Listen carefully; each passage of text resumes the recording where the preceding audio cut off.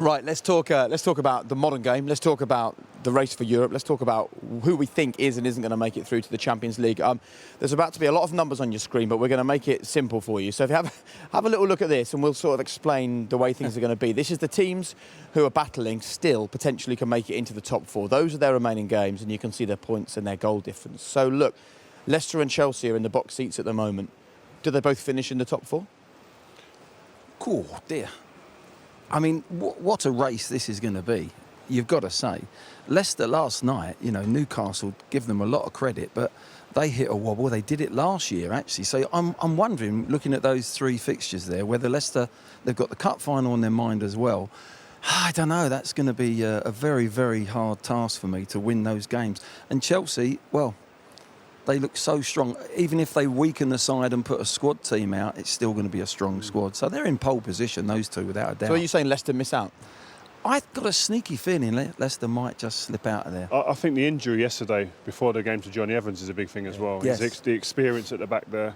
Fofana's only a young kid. Sancho made the mistake yesterday. If he doesn't play, they want 2 out of them 3 games, I think they definitely slip out. I think they've still got the quality, they've got the goals in them to have a chance, but I think you look at West Ham's games behind that as well. They're winnable games. Them, they'll be sitting there with the confidence that they've got and the momentum. They'll be saying, "Listen, we can crack this. We can get in there." So, I think Leicester maybe will swap places with West Ham. Chelsea move up to third. The Hammers. I mean, that's a lovely looking set of fixtures for West Ham. It is. Actually. It is. I mean, if they can get a win over Everton at home tomorrow, I can see them winning the next 3 games. So that's why I've put West Ham in that top 4 as well. I think they'll sneak in there. And to a certain degree, Jake, the pressure's off West Ham. They're having a ball at the moment. They weren't expected to be fighting for a Champions League side, so the pressure's off. I think the only threat to the top 4 for anyone there is Liverpool. From outside of what we're talking about there, I think Liverpool were a team capable of winning every single game there on that list. Man United have obviously the game's been sandwiched in now. They're going to change that team, I'm sure.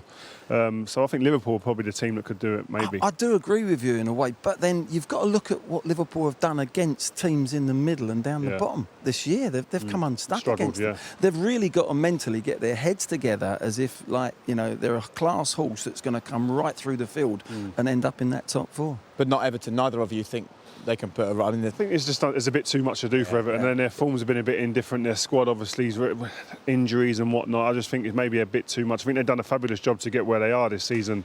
I think another good recruitment window, and they'll be up there again. I think this year's a stepping stone. They've got the stadium, new stadium, and that club is on the up, without a doubt. And we asked you guys to create your top 8 for us, and we were originally planning on having the top 8 from Glenn and the top 8 from Rio Ferdinand, and they were going to be different, and we were going to talk about why they were different, and then they both came up with this. So just to be clear, they didn't discuss it and come up with this. They both handed in their top 8, and they both had an identical one. So basically what you're both saying is, I mean, the headline really is Leicester miss out, West Ham sneak in, is what both of you You know expect. what, the thing for me, I think Brendan Rodgers has done a fabulous job there at Leicester. You can't undermine what he's done. And we're saying, he may slip out. I think there's a hangover mentally with that squad at the moment. Last season, similar. It's almost like a mirror of last season. And that could happen. If you get into situations that you say, I've been here before, and actually we fouled last time, it's very difficult to get that mental shift. And that's what they've got to work out. But West Ham have to find a mental shift, don't they? Because they're trying to do something they haven't done. Yes, they do. They have to keep their nerve. West Ham have to keep their nerve, but they can be more relaxed about it. Let's be fair. If they end up in Europa position, that's still a fantastic season for them. But they've still got this opportunity with the fixtures that they've got to get into that top 4.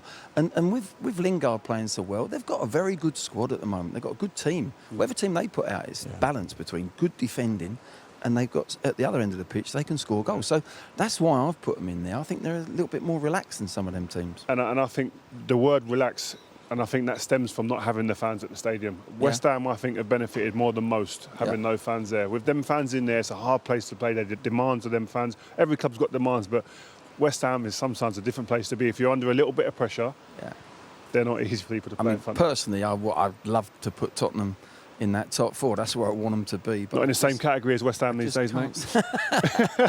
Just can't see it. I just can't see it. This is a big game today for them. They've got to win today. Got to win all 4. Yeah. So there you go. Glenn Hoddle has just put West Ham in the top 4 ahead of Tottenham, not making it. Painful moment for you, but maybe that sums up where Tottenham are at the moment.